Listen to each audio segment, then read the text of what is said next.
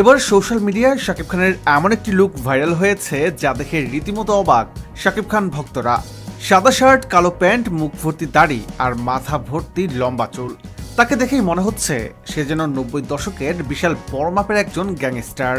এই মুহূর্তে ভারতের রামোজি ফিল্ম সিটিতে চলছে শাকিব খান অভিনীত বিগ বাজেটের মুভি তুফানের শুটিং।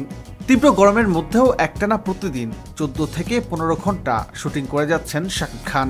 তুফান সিনেমায় ৯০ দশকের বড় মাপের একজন দুর্ধর্ষ মাফিয়া চরিত্রে হাজির হবেন শাকিব খান।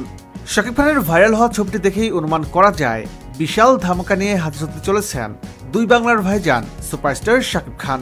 শাকিব খানের দুর্ধর্ষ এই লুক দেখে তার নিন্দুকেরাও প্রশংসা করতে বাধ্য হচ্ছে। তুফান সিনেমায় থাকছে বিশাল সব চমক, যা এর আগে কোনো বাংলা সিনেমায় দেখা যায়নি।